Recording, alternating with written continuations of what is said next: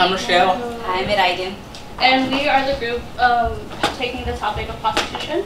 So we did our research basically on prostitution status in Vietnam and the United States.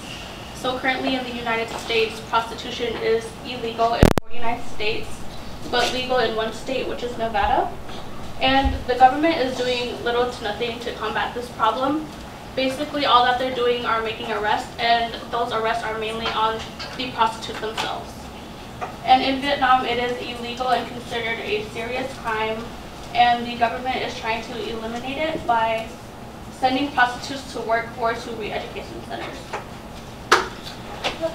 So to understand the problem, we wanted to understand why prostitutes were doing it. And it's basically a form of income, filling a void, confidence builder, or enjoyable career. And then here are some statistics on legalizing prostitution in other countries as well. Okay, so this is me.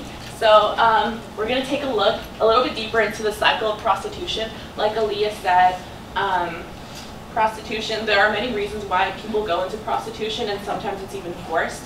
So it really depends, but a lot of times the women or the men that go into prostitution come from households where there's no structure, come from a lot of areas of poverty. That was something that us and the Vietnamese students had in common when we were talking about where prostitution is seen. It's seen in lower income neighborhoods. I know here, I shared in Seattle, I live in the SeaTac Tukwila area. And in that area there's a lot of prostitution, whereas up here north, there's not much, nothing. So you can kind of see that socioeconomic divide almost. And the same went for Vietnam. They shared us the area where they saw it. They were there's specific streets that they know. You just hear the name and you automatically associate it with prostitution and drugs and all that kind of stuff. So yeah, I got this video that we're gonna play.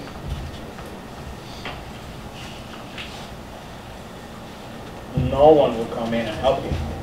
These girls essentially are getting a death sentence.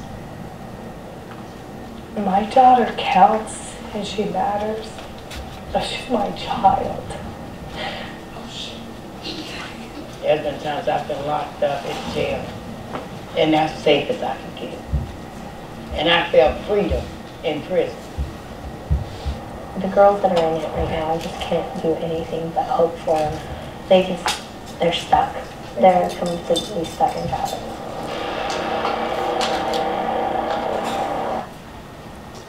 So she said, she mentioned that the girls were stuck in that cycle, and what happens a lot in the cycle of prostitution is they get into prostitution and they start getting introduced to drugs and alcohol. So how is it that they're going to supply this use of drugs and alcohol? They have to continue prostituting themselves, and when you prostitute yourself, it's not a steady income.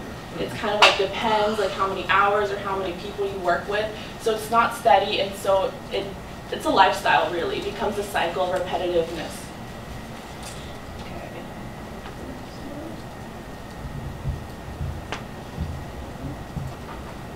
Alright, so for final policy solution, we came to the conclusion that there is no complete policy solution because people are going to do it regardless.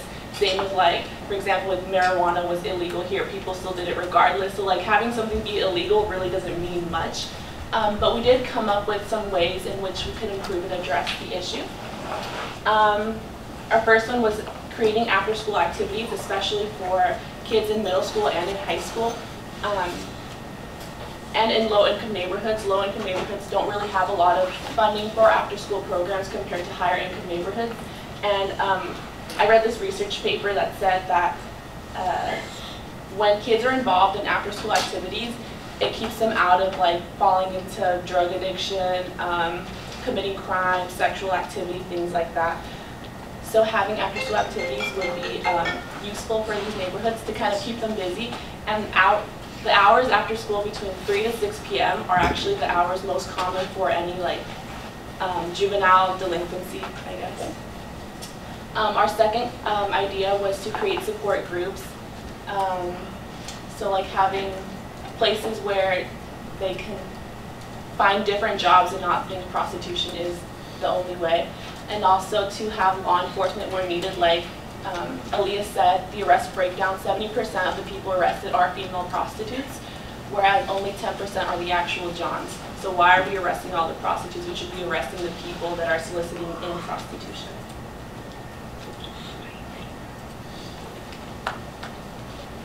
So our reflection of our team dynamics, some reflection that we figured out like after video conferencing and just after this whole entire project was communication.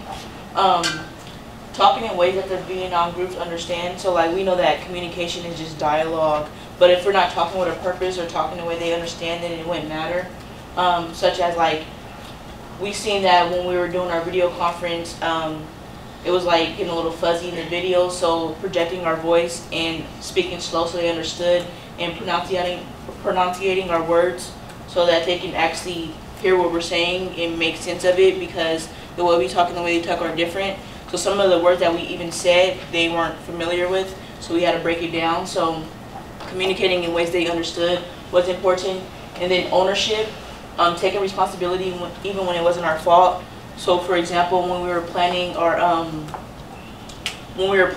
our video conference and everything and things weren't going right, instead of blaming like, oh, it was their fault, that wasn't gonna solve anything, like just owning up to it and then moving forward.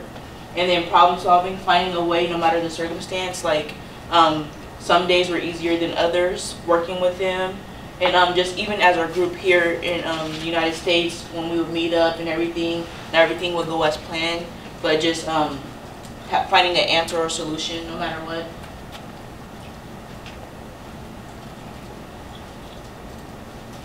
And then lessons we learned was taking initiative. Stepping out of our comfort zone was a big thing. For example, when we're communicating with them, it was about how we approach them, like more, because they could have taken it as like when we're on our Facebook posts and we're saying like, hi, how are you doing? Can't wait to meet you.